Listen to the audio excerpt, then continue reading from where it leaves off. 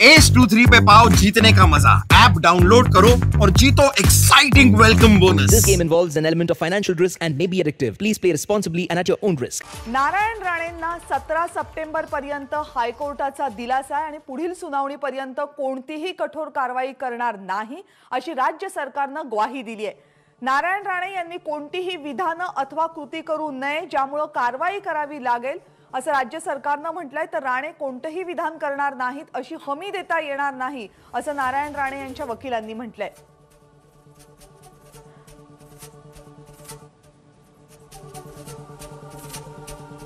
त्यामुळे राणे यांनी कोणतीही विधान करू नयेत असं राज्य सरकारने कोर्टामध्ये सांगितलं। मात्र ते कोणतीही विधान करणार नाहीत अशी हमी देता येणार नाही असं नारायण राणेंच्या वकिलांनी कोर्टापुढे सांगितलं। या पुढची सुनावणी ही 17 सप्टेंबरला होणार आहे आणि 17 सप्टेंबर पर्यंत हायकोर्टाने केंद्रीय मंत्री नारायण राणे यांना दिलासा दिलाय। त्यामुळे 17 सप्टेंबर पर्यंत कोणतीही कठोर कारवाई करणार नाही असं राज्य सरकारने सुद्धा कोर्टामध्ये सांगितलंय।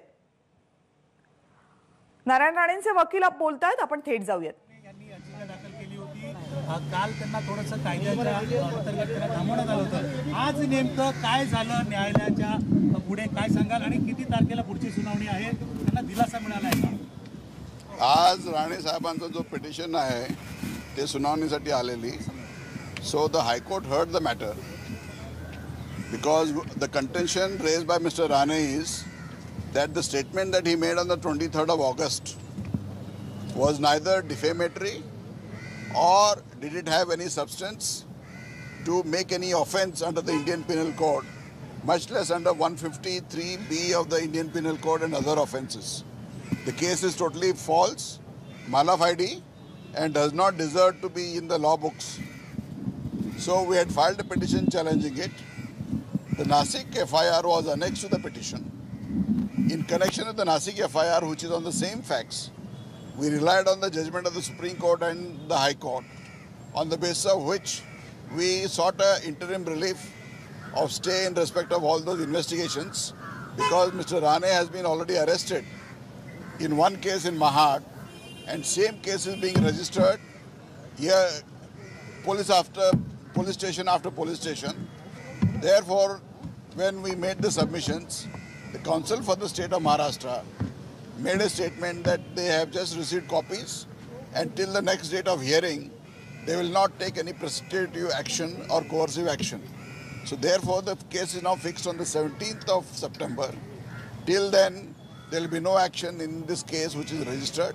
If there are any more cases registered, we will move the High Court immediately. Sir, पण नारायण राणे यांना पण सांगितलं की आपण भाषा करताना कायद्याच्या चौकटीत बोलावं अशा देखील सूचना कुठलंही त्याबद्दल साहेबांनी ऑर्डर पास केलं नाही आहे, तर हे चुकीचं आहे की त्या संदर्भात माननीय हायकोर्टाने कुठलेही ऑर्डर पास केले नाही। राज्य सरकारचा काय युक्तिवाद आहे? राज्य सरकारचं एवढंच युती होते की कॉपी आम्हाला आजच मिळालेलं आहे। ह्या सेम अलिगेशन्सवर FIR रजिस्टर दाखल केलेलं आहे आणि महाड कोर्टाने बेल दिल्यामुळे we need certain time to file our reply. आता विविध ठिकाणी जिथे गुन्हे दाखल झाले तिथे राणेंना चौकशीसाठी किंवा पुढील कारवाईसाठी जावं लागेल। रजिस्टर करू दे, आम्ही त्याच्यानंतर बघू।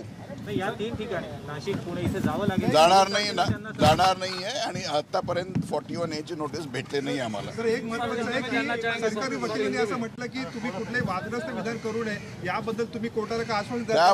त्याबद्दल मी कुठलंही आश्वासन दिलं नाही आहे and it is violative of my freedom of speech under Article 19 and there is no order passed in respect of any further speech that I am going to make. Sir, Hindi में अगर आप बता दें सर, अदालत में आज क्या कहा गया था आपकी तरफ से और सरकारी पक्ष की तरफ से? आज कोर्ट में जब सुनवाई हुई, हमने यही दावा किया था कि जो FIR राणे साहब के खिलाफ दाखिल की गई है वो सरासर गलत है, इलीगल है और उसमें कोई सब्सटेंस नहीं है कि सेक्शन 153B या और कोई गुनाह बने, क्योंकि जो भी उन्होंने स्टेटमेंट दी थी वो हाइपोथेटिकल थी कि अगर मैं वहाँ पे होता तो मैं ये करता, लेकिन वो तो वहाँ पे थे ही नहीं। इसलिए आई डोंट नो हाउ एक statement of mister Narayan Rane पूरा स्टेट को हिला दिया है, पुलिस मशीनरी को हिला दिया है। तो इससे भी ज़्यादा सीरियस ऑफेंसेस महाराष्ट्र में होते हैं लेकिन उनके बारे में कोई टिप्पणी नहीं होती है, कोई इन्वेस्टिगेशन नहीं होती है। मिनिस्टर्स फरार होते हैं महाराष्ट्र से, फिर भी कुछ नहीं होता है। तो ऐसे मामले में इतना दखल देना टोटली बेबुनियाद है। कोर्ट ने कुछ कंडीशंस भी रखी है, मतलब अगली सुनवाई साथ ही सरकारी पक्ष चाह रहा था कि कोई आप एक कंडीशन statement रखी करें। नहीं है और मैटर आएगी 17 सितंबर को, उस दिन सुनवाई होगी। तब तक और कोई एफआईआर होगी तो हमारे टीम के जो लीडर है मिस्टर अनिकेत निकम, वो और उनके जूनियर्स तैयार है, पूरा लड़ेंगे। Sir, in English, if you could tell us, sir, what was your submission before the court today? What were you seeking?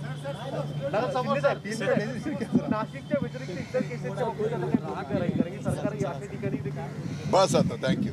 Sir, in English, sir, if you could tell us Maine what बोल दिया exactly- ना। Sir, if you could tell us. I spoke everything. तर हे होते नारायण राणे यांचे वकील advocate Satish Mane Shinde.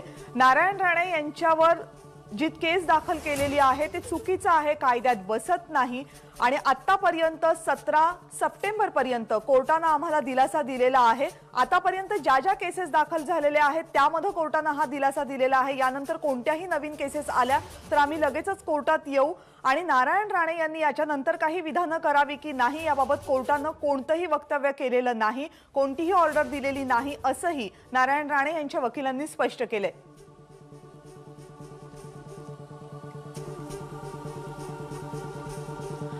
त्यामुळे 17 September पर्यंत नारायण राणे यांना दिलासा मिळालेला आहे। नारायण राणे यांनी कोणतीही वक्तव्य 17 सप्टेंबर पर्यंत करू नयेत अशी विनंती राज्य सरकारतर्फे कोर्टामध्ये मांडण्यात आली होती। मात्र या विनंतीवर कोर्टाने कोणतेही विधान केलेलं नाही किंवा कोर्टाने काहीही म्हटलेलं नाही असं नारायण राणे यांच्या वकिलांनी म्हटले।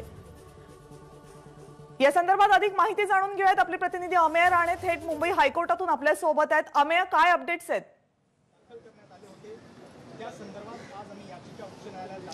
कविता, नारायण राणेंना 17 सप्टेंबरपर्यंत मुंबई उच्च न्यायालयानं जो दिलासा आहे तो दिलेला आहे। त्यांना कुठल्याही प्रकारची आम्ही नारायण राणेंच्या विरोधात कठोर कारवाई करणार नाही अशी ग्वाही राज्य सरकारच्या वतीनं देण्यात आली। नारायण राणे यांच्या वतीनं ज्येष्ठ कायदेतज्ञ सतीश माने शिंदे यांनी युक्तिवाद केला, तर राज्य सरकारनेही त्यांच्या तोडीस तोड असा ज्येष्ठ कायदेतज्ञ म्हणजे अमित देसाई यांना विशेष सरकारी वकील म्हणून या केससाठी नियुक्त केलेला आहे। राज्य सरकारच्या वतीनं सांगण्यात आलं की त्यांना या याचिकेची प्रत काही वेळापूर्वीच मिळालेली आहे आणि जे याचिकाकर्ते होते त्यांना अटक होऊन आता जामीनसुद्धा मिळालेला आहे। त्यामुळे त्यांनासुद्धा या मूळ याचिकेत काही बदल करण्याची आवश्यकता आहे, ज्याला नारायण राणेंच्या वतीनं सुद्धा होकार देण्यात आला। त्यामुळे आता दोघांनाही आपला युक्तिवाद तयार करण्यासाठी संधी देण्यात यावी अशी विनंती करण्यात आली। दरम्यान कोर्टानं नारायण राणेंना तोपर्यंत दिलासा द्यावा यावर दोघांचे एकमत झालं। मात्र राज्य सरकारच्या वतीनं एक अट घालण्यात आली की जोपर्यंत हा दिलासा दिलेला आहे किंवा पुढची सुनावणी होत नाही तोपर्यंत नारायण राणेंनी कुठलेही विवादास्पद विधान अथवा कृत्य करू नये आणि तशी त्यांनी हमी द्यावी। मात्र नारायण राणेंच्या वतीनं याला स्पष्ट नकार देण्यात आला। असं करणं हे त्यांच्या अभिव्यक्ती स्वातंत्र्यावर गदा आणल्यासारखं होईल, तेव्हा आम्ही असं कुठलंही विधान करणार नाही किंवा करू शकत नाही अशी हमी आम्हाला देता येणार नाही। यावर हायकोर्टानं सुद्धा सहमती दर्शवली आणि तशा प्रकारचे कुठलेही निर्देश दिलेले नाही आहेत, नारायण राणेंवर कुठलीही बंधनं नाही आहेत, पण त्यांच्या बाबतीत केवळ त्यांना 17 सप्टेंबरपर्यंत हा दिलासा आहे। या दरम्यान त्यांच्या विरोधात जे विविध ठिकाणी गुन्हे दाखल झाले आहेत किंवा नव्यानं जे गुन्हे दाखल होतील त्या सर्व कारवाईला एक प्रकारची स्थगिती आहे, कारण की कुठलीही पोलीस आता मग ते नाशिक असेल, पुणे असेल, कुठलेही पोलीस यंत्रणा ही आता नारायण राणेंच्या विरोधात हायकोर्टाची पुढील सुनावणी होईपर्यंत कुठल्याही प्रकारची कारवाई करू शकणार नाहीत। त्यांना अटकेपासूनचा दिलासा आहे, त्याचबरोबर चौकशीला सुद्धा जाण्याची त्यांना आता गरज नाही आहे।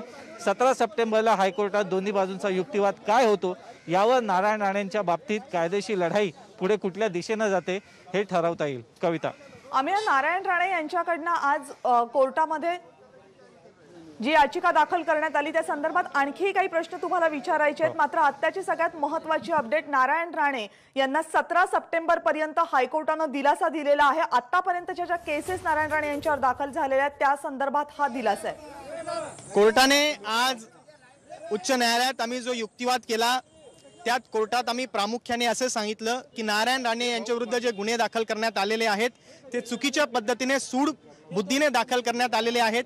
जे वक्तव्य नारायण राणे यांनी केलेलं आहे त्या संदर्भात जे कलम लावलेले आहेत ते चुकीच्या पद्धतीने लावलेले आहेत, ते कलम सकृत दर्शनी लागू शकत नाही। व या सगळ्या गुन्ह्यांमध्ये 7 वर्षापेक्षा कमीची शिक्षेची तरतूद असताना देखील व सर्वोच्च न्यायालयाने अनेक न्यायनिवाड्यांमध्ये थेट अटकेची कारवाई अशा प्रकरणात करता येत नाही असं सांगून देखील महाड येथे त्यांना अटक करण्याची जी प्रक्रिया केली गेली ती अतिशय बेकायदेशीर होती।